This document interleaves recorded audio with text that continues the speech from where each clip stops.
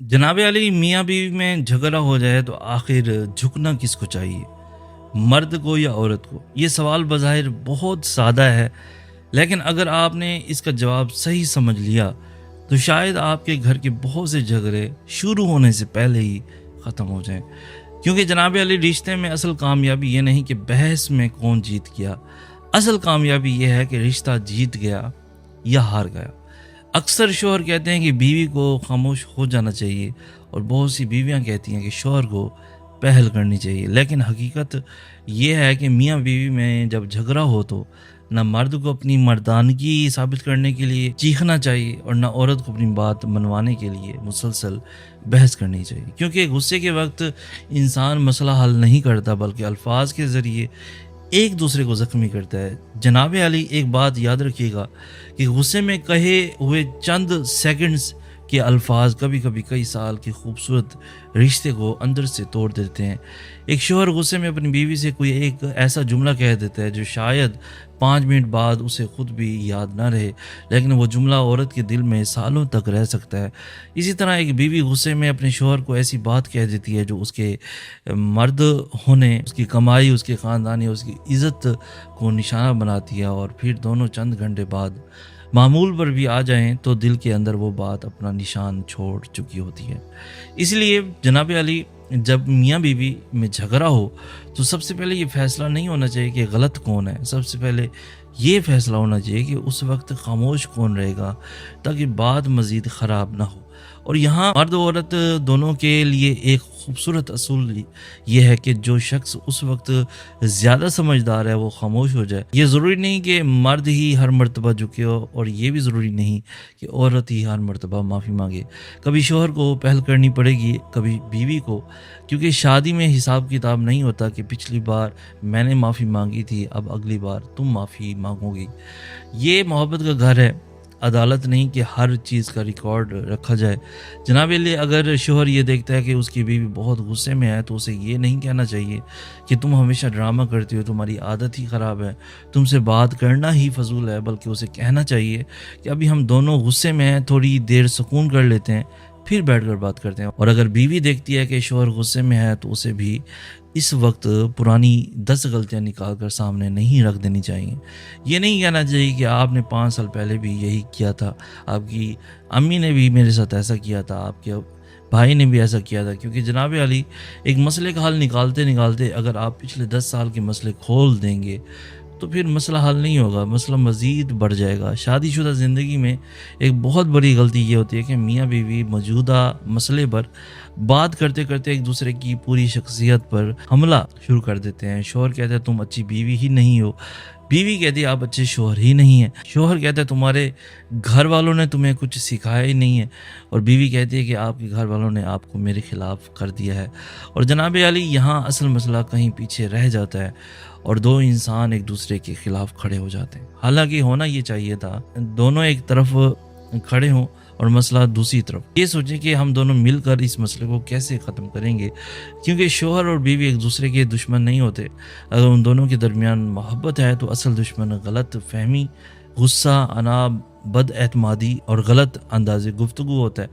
जनाब अली और मर्दों के लिए यहाँ एक ख़ास बात है कि अगर आप वाकई अपने घर की सरबराह हैं तो हर बहस में अपनी आवाज़ ऊंची करना सरबराही नहीं, अपनी आवाज़ को काबू में रखना असल ताकत है। हाथ उठाना ताकत नहीं, धमकी देना ताकत नहीं, घर से निकालने की बात करना ताकत नहीं, अपनी बीवी को उसके वालिदैन के घर भेज देने की धमकी देना ताकत नहीं। असल ताकत यह है कि आप शदीद गुस्से में भी अपने अल्फाज को काबू में रखें, क्योंकि एक मर्द की ताकत का सबसे खूबसूरत इजहार ये है कि वो गुस्से के वक्त भी अपनी बीवी की इज़्ज़त महफूज रखे। और उसी तरह ख़वातीन के लिए भी एक बहुत अहम बात है कि अगर आपका शौहर किसी बात पर नाराज़ है तो हर मर्तबा उसके गुस्से को चैलेंज करना ज़रूरी नहीं। बाज़ औक़ात खामोशी कमज़ोरी नहीं बल्कि हिकमत होती है,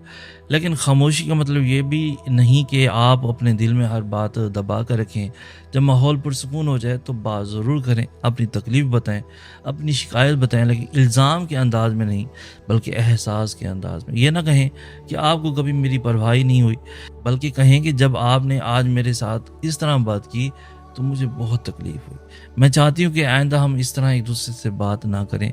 کیونکہ جناب عالی ایک جملہ انسان کو دفاعی بنا دیتا ہے اور دوسرا جملہ اسے سوچنے پر مجبور کر دیتا ہے۔ اور ایک اور بہت اہم بات یہ ہے کہ میاں بیوی کو اپنے جھگڑے میں تیسرے لوگوں کو شامل کرنے سے پہلے 100 مرتبہ سوچنا چاہیے۔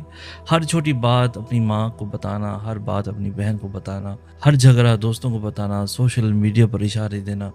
واٹس ایپ پر اسٹیٹس لگا کر ایک دوسرے کو جواب دینا، یہ سب چیزیں رشتے کے مسئلے کو مزید بڑا کر دیتی ہیں، کیونکہ آج کا غصہ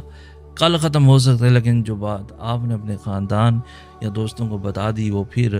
ہمیشہ یاد رہتی ہے۔ کل میاں بیوی صلح کر لیں گے، لیکن خاندان کے لوگ شاید اس بات کو کبھی نہ بھولیں۔ جناب علی اسی لیے ہر مسئلہ گھر سے باہر لے جانے سے پہلے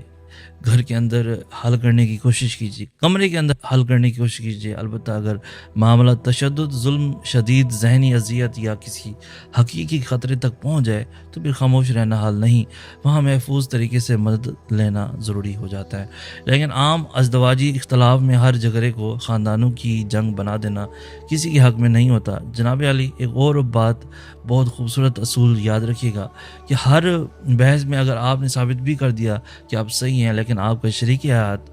اندر سے ٹوٹ گیا تو آپ نے حقیقت میں کچھ نہیں جیتا،